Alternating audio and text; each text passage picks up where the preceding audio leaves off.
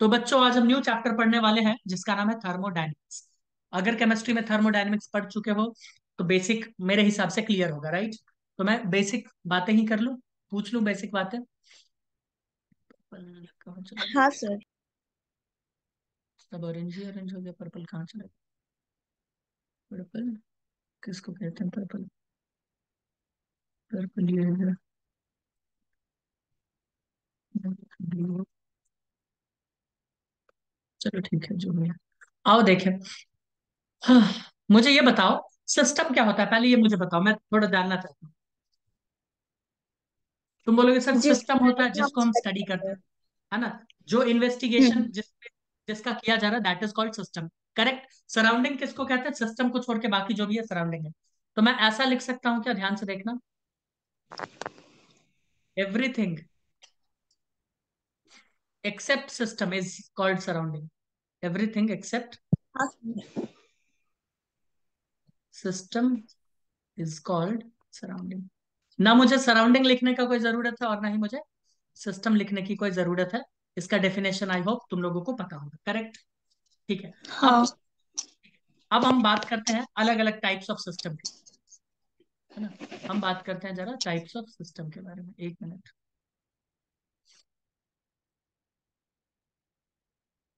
वो थोड़ा टेढ़ा हो गया था ना। हम्म, हम बात करते हैं सिस्टम के बारे में।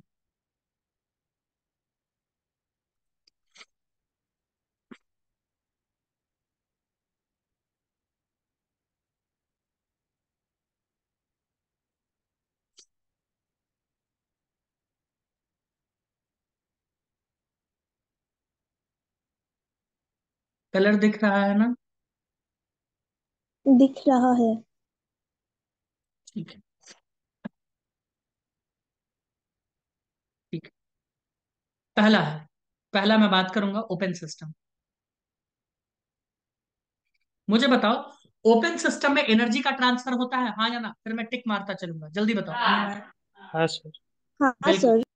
क्या मास का ट्रांसफर होता है? हाँ। एकदम हम्म। सही, ठीक। आगे मैं बात कर रहा हूं ओपन सिस्टम के बाद क्लोज्ड सिस्टम का। ठीक है। क्या क्लोज्ड सिस्टम में एनर्जी का ट्रांसफर होता है? हाँ सर। बिल्कुल होता है भैया। एनर्जी का ट्रांसफर होता है। क्या मास का ट्रांसफर होता है? नहीं होता। नहीं। नहीं मास का होता। ट्रांसफर नहीं होता, बिल्कुल सही। एकदम सही है। इसके बाद मैं बात करता हूँ आइसोलेटेड सिस्टम का। मैं किसका बात करता हूँ? आइसोलेटेड सिस्टम का। तो आइसोलेटेड सिस्टम में क्या एनर्जी का ट्रांसफर होता है? बोलोगे नहीं, बिल्कुल नहीं। नहीं होता, क्योंकि नहीं इंसुलेटर से कवर होते हैं। मास का ट्रांसफर बिल्कुल नहीं होता। तो ये सारे सिस्टम नहीं आई होप होता। हम लोगों को पता होगा। तुम बोलोगे हाँ बिल्कुल पता है। ठीक है। अब आइए आगे बढ़ते हैं। अब ये जो सिस्टम है ना, ये जो सिस्टम है, इसके कुछ बाउंड्री होते हैं। किसके पास? सराउंडिंग के साथ कुछ बाउंड्रीज होते हैं। तुम बोलोगे हाँ बाउंड्रीज तो होते हैं। उन बाउंड्रीज को फिजिक्स में कैसे देखते हैं ये देखो। मैं सीधा बाउंड्री लिख दूं, ये तो लिखने की जरूरत नहीं है कि बाउंड्री सिस्टम और सराउंडिंग के बीच में होता है। ऐसा तो कोई जरूरत नहीं है। नहीं। ठीक है। तो बाउंड्रीज, बाउंड्रीज में आप मुझे बताना कि मास या एनर्जी किसका ट्रांसफर होगा। ठीक है, ये बाउंड्रीज। पहला मैं बात करता हूँ एडियाबेटिक। मैं किसका बात कर रहा हूँ? एडियाबेटिक। एडियाबेटिक में मास का ट्रांसफर होता है या एनर्जी का? सोच के बताओ तुम। या किस चीज का ट्रांसफर नहीं होता है? तुम बोलोगे सर सबसे पहली बात अगर आपने बाउंड्री लगा दिया, सबसे पहली बात अगर आपने बाउंड्री लगा दिया तो वो क्लोज्ड हो जाएगा। करेक्ट। और अगर कोई चीज क्लोज हो गया है तो मास का ट्रांसफर कभी नहीं होगा। तो हम बोलेंगे अरे हाँ ये तो बात सही है। यानी मैं मास का ट्रांसफर कभी नहीं करवा सकता हूं अगर बाउंड्री लग गया है तो। क्या ये बात सही है? बोलोगे हाँ। हाँ है सर। ना? सही बात है ना? भाई बाउंड्री से अगर किसी चीज को बंद कर दिया तो क्या मास का ट्रांसफर होगा क्या? तुम बोलोगे नहीं वो तो क्लोज्ड हो गया ना फिर तो। ठीक है। तो बाउंड्री से एनर्जी या तो ट्रांसफर हो सकता है या तो एनर्जी ट्रांसफर नहीं हो सकता। करेक्ट। योगेश दादा करेक्ट बात है? तुम बोलोगे हाँ हम्म। करेक्ट है। तो मुझे ये बताइए क्या एडियाबैटिक में एनर्जी का ट्रांसफर हो सकता है? तुम बोलोगे सर याद आ रहा है एडियाबैटिक में हीट चेंज जीरो होता था। तो भैया हीट चेंज जीरो यानी एनर्जी चेंज नहीं हो रहा। याद आया? हम्म। एडियाबैटिक प्रोसेस ही कहते थे जिसमें हीट चेंज जीरो था। तो यहाँ पे एनर्जी का हाँ सर। ट्रांसफर नहीं होता है और मास का भी नहीं हो रहा। बोलोगे हाँ। डाइथर्मल, एक टर्म यूज होता है फिजिक्स में, डाइथर्मल बाउंड्री, क्या कहते हैं इसको? डाइथर्मल, डाइथर्मल बाउंड्री। इसमें एनर्जी का ट्रांसफर होता है जी, इसमें एनर्जी का ट्रांसफर होता है। तो कुल मिला के इसको ऐसे समझ लो कि सर एडियाबैटिक अगर बाउंड्री हम यूज करते हैं तो वो तो फिर आइसोलेटेड हो जाएगा, जवाब है यस, वो हो जाएगा आइसोलेटेड। और अगर डाइथर्मल बाउंड्री होगा तो वो हो जाएगा क्लोज्ड, क्योंकि हीट मास का ट्रांसफर नहीं हो रहा बट एनर्जी का हो रहा है। करेक्ट? बताइए बताइए, कोई दिक्कत? नहीं नहीं सर। सर। ठीक है ठीक है, बहुत अच्छी बात। अब हम बात करते हैं जरा सा थर्मल इक्विलिब्रियम के बारे में। तो इक्विलिब्रियम होता क्या, पहले मुझे एक बात बताना। कोई बॉडी अगर रेस्ट में है, कोई अगर बॉडी रेस्ट में है तो उसी को इक्विलिब्रियम कहेंगे ना। इक्विलिब्रियम तो यही है, कोई चीज अगर रेस्ट में हो तो क्या कहते हो दोस्त, बताओ? हम्म। गलत गलत गलत गलत। योगेश दादा, भूल गए क्या? न्यूटन्स लॉज ऑफ मोशन में बताए थे, कोई अगर मूव भी कर रहा है लेकिन उसका एक्सेलरेशन अगर जीरो है, नेट फोर्स बस जीरो लगना चाहिए तो इक्विलिब्रियम। याद आया? हाँ हाँ हाँ सर। नेट फोर्स जीरो लगना चाहिए। वो मूव कर रहा है, बैठा है, उठा है, डांस कर रहा है, उससे कोई फर्क नहीं पड़ता है। नेट फोर्स क्या होना चाहिए? जीरो। तो अगर मैं थर्मल इक्विलिब्रियम का बात कर रहा हूं तो तुम बोलोगे यहाँ नेट हीट ट्रांसफर तो जीरो होना चाहिए। हाँ, थर्मल वर्ड आ गया ना, तो जवाब है यस, जवाब है यस। यहाँ पे हीट ट्रांसफर क्या होना चाहिए? जीरो। और हीट ट्रांसफर अगर जीरो होगा तो टेम्परेचर क्या होगा? कांस्टेंट। कांस्टेंट हो। क्या योगेश दादा, टेम्परेचर जब अलग अलग होता है तभी तो हीट का ट्रांसफर होता है, तो बोलोगे हाँ। तो यहाँ पे टेम्परेचर क्या हो जाएगा? कांस्टेंट। तो मैं इसको एक लाइन में लिखवा दूं क्या? आइए थर्मल इक्विलिब्रियम को एक लाइन देख के लिख लेते हैं। मैं यस। डिक्टेट कर दूं या लिख ही दूं? मैं लिख ही देता हूँ, है ना, बहुत दिनों से मैंने लिखा नहीं। जिनको नहीं समझ आएगा वो पूछेंगे। मैं इसको एक बार प्रैक्टिकली भी बता देता हूँ, रुको। If heat transfer between two system, है ना, is not in process,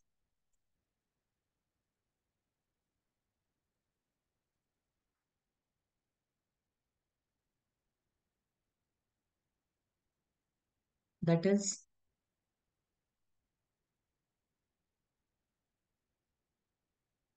there surrounding, sorry that is their temperature होगा ना, क्या लिखा है? टेम्परेचर क्या है? Constant. That is their temperature is same, same, then the two system,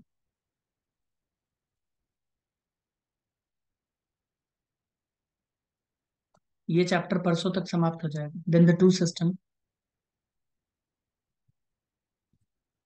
are said to be in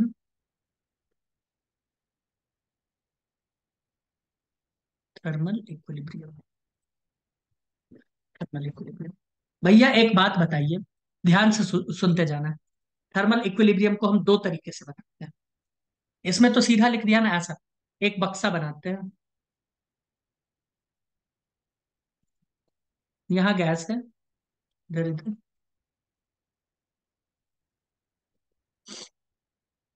एक ये केस हो जाए कि इसका टेम्परेचर और इसका टेम्परेचर सेम हो जाए, तो तुम बोलोगे फिर हीट ट्रांसफर नहीं होगा, यानी दोनों इक्विलिब्रियम में है। करेक्ट? लेकिन मैं बोल रहा हूँ हीट का ट्रांसफर, ध्यान से सुनिएगा, मैं बोल रहा हूँ हीट का ट्रांसफर अगर जितना इधर हो रहा है उतना ही अगर इधर भी होने लगे किसी कारणवश, तो तुम बोलोगे तब भी ये इक्विलिब्रियम है। तब भी ये क्या है? इक्विलिब्रियम। जितना फॉरवर्ड उतना बैकवर्ड, याद आ रहा है? इक्विलिब्रियम कंडीशन, आयनिक इक्विलिब्रियम सब में सर। केमिकल केमिस्ट्री में पढ़ते थे ना, जितना फॉरवर्ड रिएक्शन उतना बैकवर्ड रिएक्शन। तो तुम्हारे मन में सवाल आएगा कि सर ऐसा प्रैक्टिकली पॉसिबल है? हाँ होता है ऐसा। जैसे कि हम देखते हैं कुछ रिएक्शंस को अगर बर्तन में, तो तुमको लगेगा कि कोई ए चीज इतना बन के बैठा है, कोई बी इतना बन के बैठा है। नहीं, अगर बन के बैठा है तो जरूरी नहीं है कि वो रेस्ट में है। हो सकता है जितना फॉरवर्ड रिएक्शन हो रहा हो उतना बैकवर्ड रिएक्शन हो रहा हो, और इसीलिए तुमको दोनों रुका हुआ दिखेगा। जबकि हो सकता है वो डायनामिक इक्विलिब्रियम में हो। डायनामिक इक्विलिब्रियम का मैं एक बहुत अच्छा एग्जांपल हमेशा देता हूँ, क्या है कि एक बकेट है, इसमें पानी इस लेवल तक भरा हुआ है, यहाँ से छेद कर दो तो पानी टप टप टप टप चूने लगेगा, और उसी रेट से पानी ऊपर से नल से गिराओ, तो ये लेवल कभी चेंज ही नहीं होगा, हाँ या ना? अरे हाँ या ना? हाँ सर। लेकिन क्या पानी मोशन में है? मृणाली, मोशन में है ना पानी? हाँ। बट दिख कैसा रहा रेस्ट में? दिख कैसा रहा रेस्ट में कि भैया वही लेवल पे है? तो इस सबको कहते हैं डायनेमिक इक्विलिब्रियम। क्या कहते हैं? Dynamic equilibrium. तो गॉट इट योगेश दादा? या तो हीट अपना बराबर आगे जितना फॉरवर्ड उतना बैकवर्ड होगा, तुम बोलोगे हाँ ऐसा हो सकता है, ठीक है। या चेंज, या इधर उधर मूव ही नहीं करे, इसको कहते हैं थर्मल इक्विलिब्रियम। क्या कहते हैं? Thermal equilibrium. यहाँ पे हीट ट्रांसफर नहीं होगा, या होगा तो बराबर, तो कट्टम कुट्टी हो जाएगा ना। मान लो 10 दिया और 10 वापस ले लिया, तो क्या हुआ? चेंज जीरो हुआ। हम बोल रहे हैं कि 10 रुपए 0। तुमको दिए और 10 वापस ले लिए, तो मेरे पॉकेट में चेंज कितना आया? जीरो। कितना आया? 0। जीरो। हीट ट्रांसफर या पैसा ट्रांसफर कितना हुआ? जीरो। तो यही होता है। ऐसा तभी होता है जब टेम्परेचर क्या हो? कांस्टेंट, ठीक है।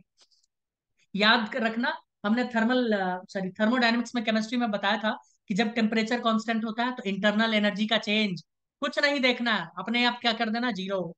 याद आया? क्योंकि वो टेम्परेचर डिपेंडेंट टर्म है। डेल्टा एच एंथैल्पी चेंज, वो भी जीरो। अपने आप, अपने आप कुछ, उसके बाद क्वेश्चन में कुछ पढ़ना ही नहीं होता है। करेक्ट? याद आ रहा है कुछ कुछ? पता नहीं याद आ हाँ रहा हो। सर। ठीक है, बहुत अच्छी बात। Very good. आइए अब हम बात करते हैं थोड़ा सा जीरोथ लॉ के बारे में, कर ले बातें। Zeroth yes. Law of thermodynamics बहुत इजी है। ये हम क्या ही पढ़ाएं, तुम लोग खुद समझदार हो। जीरोथ लॉ ऑफ थर्मोडायनेमिक्स,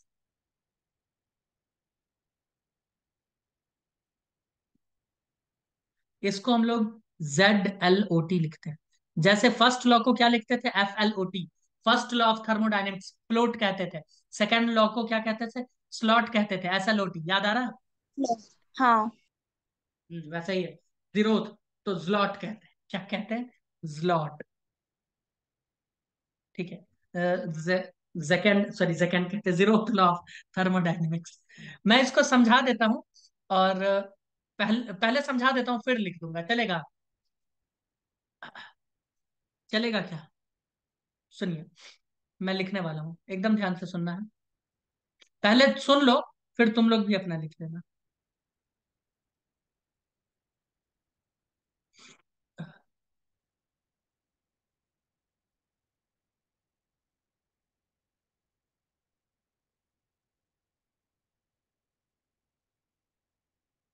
मैं बोल रहा हूँ कि इस साइड वाला, मैं कलर चेंज कर देता हूँ।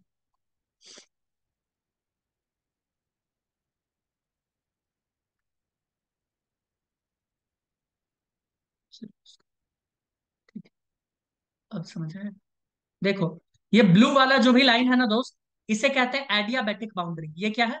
Adiabatic boundary. अब मुझे बताना, एडियाबैटिक बाउंड्री है तो क्या हीट चेंज होगा, हाँ या ना? नहीं। बिल्कुल नहीं होगा। ठीक है योगेश दादा, मैं बोल रहा हूँ ये है डाई थर्मल बाउंड्री। क्या है? Diathermal. क्या हीट चेंज होगा? हाँ। होगा। ठीक है। ठीक है। मैं इसको बोल देता हूँ ए, मैं इसको बोल देता हूँ बी, मैं इसको बोल देता हूँ सी। गैसेस है अपना, ठीक है। अगर हम्म। ए और बी को ध्यान से देखो, पहले मैं ए और बी का बात करूंगा। तो अगर डाई थर्मल है तो कोई भी छोटा बच्चा बोल देगा कि सर हीट चेंज होगा। हम बोलेंगे भैया कब तक चेंज होगा? तुम बोलोगे सर तब तक चेंज हो जाएगा जब तक ये दोनों बराबर ना हो जाए। करेक्ट? यस। एकदम सही बात है। लेनी देनी करके, यानी कुल मिला के ऐसा हो जाएगा, देखो तो। ऐसा? तुम बोलोगे हाँ बिल्कुल ऐसा हो जाएगा। TA बराबर TB हो जाएगा, दोनों का टेम्परेचर हम्म। बराबर हो जाएगा, और अब वो थर्मल इक्विलिब्रियम में आ गया। करेक्ट? लेनी देनी करके अपना थर्मल इक्विलिब्रियम मेंटेन कर दिए। क्या ये करेक्ट है? बताइए। हाँ सर, करेक्ट है। तो अगर C और B को देखो तो वहां भी डाई थर्मल बाउंड्री है ना मृणाली? हाँ। तुम बोलोगे हाँ, वहां भी डाई थर्मल, तो यहाँ भी इक्विलिब्रियम ये मेंटेन नहीं कर लेंगे? तुम बोलोगे हाँ, यहाँ भी कर लेंगे। तो यहाँ पर भी तो TB बराबर TC हो जाएगा। बताइए। हाँ। बिल्कुल हो जाएगा। तो इसको हम क्या ऐसे नहीं लिख सकते कि टेम्परेचर A बराबर टेम्परेचर C हो जाएगा? क्योंकि टीबी टीबी दोनों में बराबर है, देखो तो योगेश दादा, लिख सकते हैं। हाँ लेकिन सर। ध्यान से देखो, A और C के बीच में तो एडियाबैटिक बाउंड्री है ना? हाँ। एडियाबैटिक बाउंड्री है, हम्म। फिर भी ये कैसे हो गए? सेम हो गए। फिर भी ये कहते होगे सेम, क्यों? क्योंकि इनका रिलेशन एक ही के साथ था, किसी एक के साथ, दोनों का था। इसे ही जीरोथ लॉ कहते हैं। मैं इसको लिख देता हूँ शब्दों में, यही है जीरोथ लॉ, कुछ नहीं है। तुम बोलोगे बहुत इजी था, इजी ही था ये तो। लिखें इसको? हाँ सर, लिखो। If A and B, A and B are in thermal equilibrium, thermal equilibrium, hmm. And B and C, है ना, बी एंड सी है ना, आर इन थर्मल इक्विलिब्रियम, है ना, हम्म। then A and C will also be,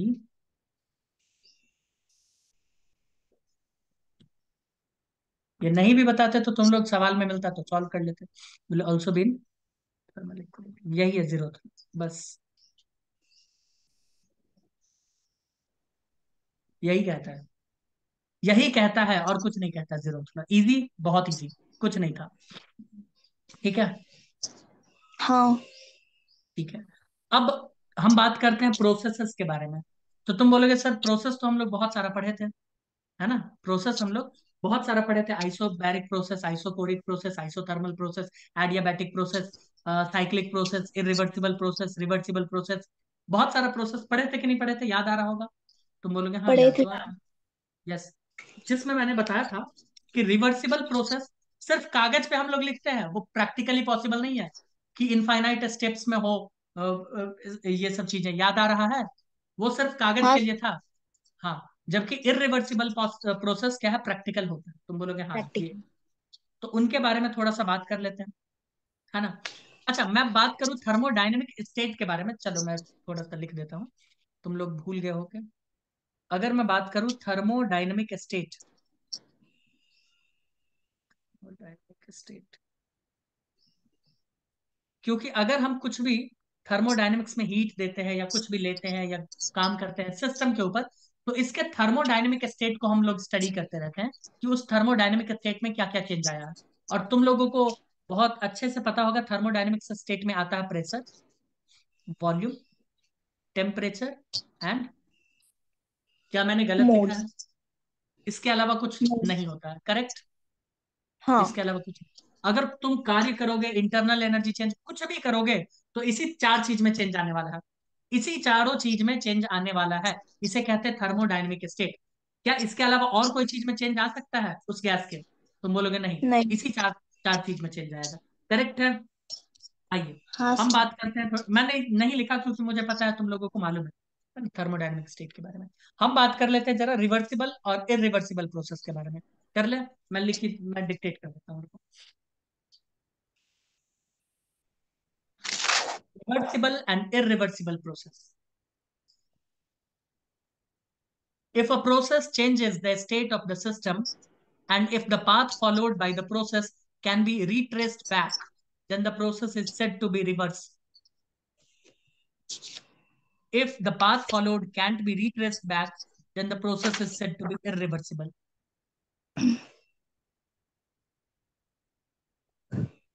And I hope तुम लोगों ने इसको अच्छे से पढ़ा है कि ये कौन सा प्रैक्टिकली पॉसिबल है, कौन सा प्रैक्टिकली नहीं पॉसिबल है। करेक्ट? हाँ सर। करेक्ट है योगेश दादा? हाँ सर।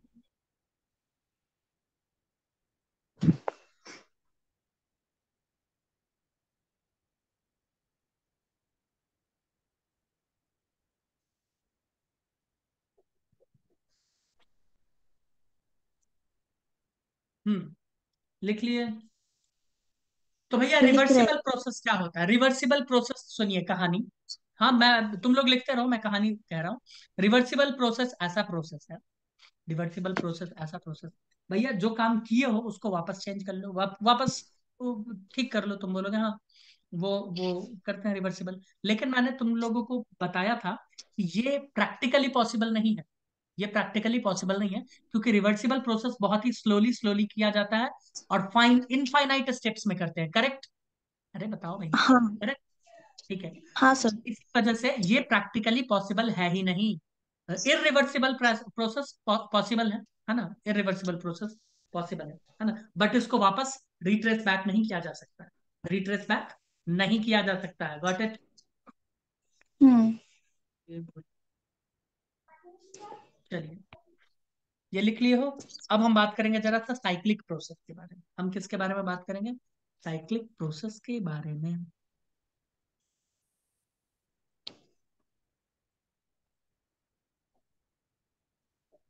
उससे पहले मैं कुछ और बातें कर लूं क्या? एक एक सवाल पूछ लूं क्या? ये स्टेट फंक्शन क्या होता है और पाथ फंक्शन क्या होता है, जरा बताओगे? मेरे हाँ। हिसाब से पाँच। सारे बच्चों का वही जवाब रहेगा कि पाथ फंक्शन सर वो होता है जो पाथ पे डिपेंड करता है, कि आप प्रोसेस कैसे ले जा रहे हो, ए से बी कैसे घूम के जा रहे हो, ऐसे जा रहे हो, ऐसे जा रहे हो, या ऐसे जा रहे हो, वो रास्ते के ऊपर डिपेंड करेगा। और स्टेट फंक्शन बस इनिशियल और फाइनल पे डिपेंड करता है। भैया फाइनल क्या है, कहाँ है, इनिशियल का है? सिंपल बताइए आप। एकदम सही बात हाँ। है कि नहीं? एकदम सही बात है। पाथ फंक्शन के बारे में अगर जनरली मैं तुमसे बात करूंगा तो तुम खुद ही बोल दोगे सर पाथ फंक्शन में आप वर्क को ले लो। हम बोलेंगे हाँ बिल्कुल वर्क को ले लेंगे। हीट को तो हाँ हीट को ले लो। याद आ रहा है? और हिट। ये पाथ फंक्शन, ये सब क्या है? Path function. अभी मैं इससे रिलेटेड काफी अच्छा अच्छा सवाल भी पूछने वाला हूँ। ठीक है? याद आ रहा है ना योगेश दादा? हम्म। तुम्हारा भी नाम योगेश दादा है? ठीक है। Cyclic process. नहीं, मैंने पहले बोला। और तुम आज बोल रही हो, ये अच्छी बात। मैं रोज ही बोलती हूँ सर। लेकिन रिकॉर्डिंग आपको सुन लगता लेना। है कि ममता बोल रही है। आपको रिकॉर्डिंग लगता है सुन कि लेना। ममता बोल रही है। अच्छा ठीक है, मैं ही रिकॉर्डिंग सुन लूंगा। If the हाँ, अब initial, ठीक है। okay, if the initial and final state of the system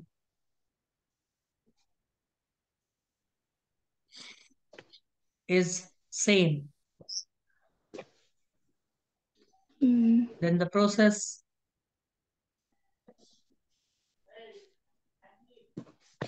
is said to be cyclic.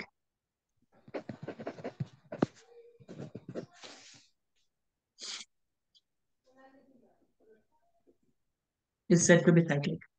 भैया अगर अगर फाइनल इनिशियल पोजीशन सेम है तो साइक्लिक प्रोसेस होगा, है ना? वो क्या होगा? साइक्लिक प्रोसेस होगा। बताओ, कोई दिक्कत? देन ना। हाँ।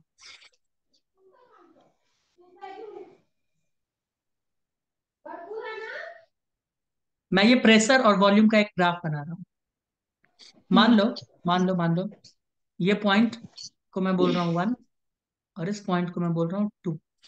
मान लीजिए यहां से कोई चीज चला और उल्टा बना देते हैं ऐसे। यहां से कोई चीज चला और ऐसे आया है, और यहां से ऐसे चला गया। तो क्या ये साइक्लिक प्रोसेस होगा? तुम बोलोगे ये नहीं हाँ। देखा जाएगा कि बीच में कहां से गया। भैया स्टार्टिंग 1 से किया है, देख लो, और आया भी 1 पे ही है। आया भी कहां पे है? 1 पे ही है। तो final position initial position same है। तुम बोलो बिल्कुल। अच्छा एक बात तुम मुझे बताना, तुम ही लोग, अगर final position initial position same होता है तो तुमको पता होगा स्टेट फंक्शन क्या हो जाता है? जीरो। स्टेट फंक्शन का जीरो। Change zero. लेकिन पाथ फंक्शन जीरो हो भी सकता है, नहीं भी हो सकता है, क्योंकि वो तो रास्ते पे डिपेंड करता है ना। वो जीरो भी हो सकता है, नहीं भी हो सकता है। योगेश दादा करेक्ट? बताओ। बोलोगे हाँ। हाँ सर। बाकी एनर्जी चेंज और बाकी चीजें वो सब क्या होती है? वो सब पाथ स्टेट फंक्शन। चलिए आइए। ओमकार, तुम कभी क्लास में बोलते नहीं हो, ये मैंने देख लिया आज।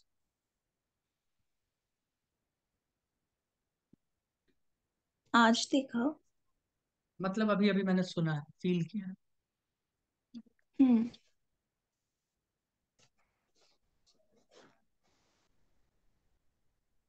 मैं बात करता हूँ जरा वर्क के बारे में। वर्क क्या होता है? तुम बोलोगे फोर्स इनटू डिस्प्लेसमेंट। सिंपल, है ना? वर्क क्या होता है? Force into displacement. क्या ये पाथ के ऊपर डिपेंड करता है? करता है। ठीक है। करता है। क्या हम वर्क की मदद से स्टेट, गैस के स्टेट को डिफाइन कर सकते हैं? मतलब कुछ ऐसा समझो, नहीं समझ आया क्वेश्चन तो ऐसा समझो, अभी लिखना मत, या लिखना तो ठीक है, लिख लिख लेना। चलो मैं पहले लिख देता हूँ एक line. Depends upon path, does not does not use to define state of gas. अब ये वाला लाइन समझ नहीं आया होगा, है ना? अभी समझाते हैं। ये समझ ही नहीं आया होगा, अभी समझाते हैं। मुझे बताना है, मैं जो लिख रहा हूँ वो गलत है या सही है, सीधा बताना। हम्म। गैस हैज 5 जूल, जूल है वर्क। हम्म। कौन सा इसमें सही है, कौन सा सही है? A gas has 5 joule heat. कौन सा सही, कौन सा गलत, जल्दी बताइए, बताओ। थर्मो थोड़ा भी पढ़े हो? बताओ बताओ बताओ। पढ़े हैं सर। तो बताओ ना, एक बात बताओ, मूर्ख मृणाली, क्या वर्क और हाँ। हीट की मदद से हम गैस के स्टेट को डिफाइन कर सकते हैं कि गैस के पास इतना 5 जूल वर्क है, 5 जूल हीट? भाई ये गैस, ये बीच हाँ। में होता है, रास्ते का फंक्शन है। ये रास्ते का फंक्शन है, ये पाथ का है, पाथ फंक्शन है। ये स्टेट फंक्शन थोड़ी है, स्टेट फंक्शन नहीं है। देखो, डज नॉट डिफाइन स्टेट, ये स्टेट फंक्शन, ये स्टेट फंक्शन तो इंटरनल एनर्जी है, डेल्टा यू। हम बोल सकते हैं हम्म। डेल्टा यू यानी इंटरनल एनर्जी गैस में 5 जूल है, ये है वो सब बोल सकते हैं। हीट और वर्क कहाँ से बोल देंगे कि 5 जूल है? कभी नहीं बोल सकते। वो तो मैंने बताया था ना, वो तो चिट्ठी की तरह है। हीट आता है यहाँ पे टिंग टोंग घंटी बजा के, बोलता है लो अपना एनर्जी लो, मैं चला। समझ आ रहा है? याद आया? हाँ। ये सब रास्ते पे पाया जाता है, किसी के अंदर नहीं पाया जाता। अंदर पाया जाएगा तो स्टेट फंक्शन हो जाएगा। ये रास्ता पे पाया जाने वाला चीज, तो दोनों ही गलत है। दोनों ही क्या है, गलत। बिल्कुल नहीं लिख सकते। हाँ ये लिख सकते हैं, a gas has 5 joule internal energy, ये लिख सकते हैं। A gas has 5 joule enthalpy, ये सब लिख सकते हैं। ये सब स्टेट फंक्शन है ना, ये सब लिख सकते हैं, इसमें कोई दिक्कत नहीं। ठीक है, इसमें कोई हाँ। दिक्कत वाली बात नहीं है। आइए थोड़ा वर्क का फॉर्मूला निकाले। वैसे वर्क का फॉर्मूला तुम लोग खुद निकाल लोगे, मैं बताता हूँ कैसे, पढ़ तो चुके ही हो इतना। ये एक कंटेनर है, यहाँ पे गैस भरा हुआ है, तुम बोलोगे ठीक है, गैस गैस गैस गैस। हम्म। भाई गैस है तो गैस की वजह, गैस के पास अपना कुछ प्रेशर होगा। तुम बोलोगे हाँ बिल्कुल होगा ये प्रेशर। तो मान लेते हैं गैस के पास प्रेशर है पी, कुछ टेम्परेचर होगा, तुम बोलोगे हाँ टी, और वॉल्यूम कुछ होगा भी। कोई दिक्कत? बोलोगे नहीं। नहीं। इसका यहाँ पे कुछ एरिया ले लेते हैं, ए नाम का एरिया। और इसने कुछ प्रेशर लगाया, धक्का दिया, और बाहर की तरफ आ गया। अब ये एक्सपैंड होके यहाँ तक पहुंच गया है, तो इसका लेंथ कुछ बढ़ा है। तुम बोलोगे हाँ, पहले लेंथ मान लेते हैं कुछ था, पहले कितना मान लेते हैं, एल मान लेते हैं। अब ये एल। कुछ, हाँ अब ये कुछ बढ़ गया, मान लेते हैं कितना बढ़ा, डी एक्स। एल बढ़ गया। एक्स ले ले, चलो एक्स ले लो, एक्स बढ़ गया। चेंज दिखाना था वैसे, चलो एक्स ले लेते हैं, ठीक है। चलो एक्स लेंथ आगे बढ़ गया है। तो अब मुझे बताइए, भाई जब ये आगे बढ़ा है तो कुछ ना कुछ फोर्स लगाया होगा। तुम बोलोगे हाँ, ये कुछ फोर्स लगाया है, इसी वजह से थोड़ा सा आगे बढ़ा है। तो मुझे एक बात बताओ, वर्क डन के लिए क्या मैं ये लिख सकता हूँ क्या? छोटा सा वर्क डन, अगर एक्स बहुत ही कम दूरी का है, एक्स बहुत ही कम दूरी का है, तो छोटा सा वर्क डन जो हुआ, वर्क डन का चेंज, वो फोर्स इंटू डिस्प्लेसमेंट हो जाएगा। फोर्स इंटू हाँ। डिस्प्लेसमेंट को मैं डीएक्स लिख देता हूँ कि भैया इतना चेंज हुआ है, डिस्प्लेसमेंट डीएक्स। फोर्स को मैं क्या लिख सकता हूँ? तुम बोलोगे सर फोर्स का तो यहाँ पे कुछ पता ही नहीं चल रहा है। एक बात मुझे बताओ, प्रेशर क्या होता है? Force upon area. तो एरिया इंटू एरिया। प्रेशर क्या हो जाएगा? पी इंटू ए क्या हो फोर्स। जाएगा योगेश दादा? फोर्स। तो ये प्रेशर इसका पी और इसका एरिया ए। तो क्या मैं डी डब्ल्यू work done is equals to pressure into area into dx लिख सकता हूँ? तुम बोलोगे हाँ। अब लिख मुझे एक सकते बात हैं। बताओ, लेंथ इंटू एरिया क्या होता है? तुम बोलोगे एरिया इंटू लेंथ तो वॉल्यूम होता है, area into length volume. Volume होता है। तो मैं डी डब्ल्यू is equals to p into dv लिख सकता हूँ, चेंज इन वॉल्यूम। तुम बोलोगे हाँ बिल्कुल लिख हम्म। सकते हैं। याद आ रहा है? तुम बोलोगे बिल्कुल याद आ रहा है। लेकिन अभी एक एक चीज का इसमें दिक्कत होगा, मैं बताता हूँ क्या दिक्कत है। तुम लोग कंफ्यूज इसीलिए हो जाते हो, इसीलिए कहते हैं फिजिक्स और केमिस्ट्री वाले थर्मोडायनेमिक्स को थोड़ा सा अलग करके देखना पड़ता है, नहीं तो बच्चे भयंकर कंफ्यूज हो जाएंगे। ये हमारा आ गया वर्क डन, तुम बोलोगे बिल्कुल आ गया। ठीक है। अगर प्रेशर कांस्टेंट है, मैं बोल रहा हूं अगर प्रेशर कांस्टेंट है, लिखते हैं if pressure constant, if pressure constant. Variable होगा तो भी मैं बताऊंगा क्या होगा, क्योंकि फिजिक्स में वेरिएबल प्रेशर का भी तो कहानी देखना पड़ेगा ना, ये फिजिक्स है, केमिस्ट्री तो है नहीं। तो प्रेशर जब कांस्टेंट होता है तब हम क्या करेंगे, डी डब्ल्यू पी डॉट डीवी, इसको हम क्या करेंगे, इंटीग्रेट कर देंगे कहां से कहां तक, V1 से V2 तक, जहां से जहां तक चेंज हुआ है। ठीक है। तो इसका फॉर्मूला क्या आ जाएगा, इसका फॉर्मूला आ जाएगा दोस्त, work done is equals to P V1 minus V2, या V final minus V initial लिखना है, जो भी लिखना है, V final minus V initial, तुम बोलोगे ओके। और इसके बाद इसका वैल्यू आ जाएगा P डेल्टा V। तुम बोलोगे यही फॉर्मूला केमिस्ट्री में भी आया था, याद करो, हाँ याद सर। करो। नहीं, ये फॉर्मूला नहीं आया था, वहां पे p minus x p d आया था, माइनस साइन के साथ, और यहाँ minus p plus x. Sign के साथ आया। यस। तो ये बस थोड़ा सा अंतर है। देखो वहां पे बोला जाता था केमिस्ट्री में, सुनिए, वहां पे बोलते थे कि गैस ने कार्य किया, तो गैस जब कार्य किया तो अपना एनर्जी लूज किया ना, तो इसीलिए वहां पे माइनस साइन दिखाते थे। बट यहाँ ऐसा नहीं करते, यहाँ ऐसा काम नहीं करते, यहाँ प्लस साइन दिखाते हैं। बोलो कोई दिक्कत, नहीं। कोई दिक्कत नहीं है, ठीक है। अगर प्रेशर वेरिएबल हो गया तो भैया प्रेशर को भी करो डिफरेंशिएट, और क्या कर सकते हो बताओ, तब उसको भी हम्म। करना पड़ेगा ना डिफरेंशिएट, सॉरी इंटीग्रेट, में क्या बोल रहा हूँ, इफ प्रेशर इज वेरिएबल, तो लिख देना लिमिट उसका, if pressure variable, if pressure variable, तो क्या करेंगे, डी डब्ल्यू is equals to p d v, integrate करें इसको। ठीक है। इंटीग्रेट करोगे तो वर्क का फॉर्मूला जहां से जहां तक देगा प्रेशर, एक मिनट, दोनों इंटीग्रेट, दोनों चेंज हो रहा होगा तो दोनों को इंटीग्रेट करोगे, यहां भी बीच में इंटीग्रेशन डालोगे, पता है कि नहीं पता है, पता होना चाहिए। हाँ ठीक है। पता है। हम्म। पी डॉट डी, बस हो गया, यही होगा, कोई दिक्कत, कोई दिक्कत नहीं। तो नहीं। इस फॉर्मूला को देख के क्या लग रहा है, इस फॉर्मूला को, तुम बोलोगे सर इस फॉर्मूला को देख के लग रहा है कि प्रेशर और वॉल्यूम का जो ग्राफ होगा उसका एरिया हमको वर्क डन बता देगा। देखो ना, इंटीग्रेशन मतलब क्या होता है, एरिया, क्या योगेश सर, एरिया। बिल्कुल इसमें तो एरिया होगा। तो मैं ऐसा लिख दूं क्या, इसका मतलब एरिया ऑफ, मैं ऐसा लिख सकता हूँ, एरिया ऑफ कर्व, या area of p dv graph, area of p and dv graph gives work done.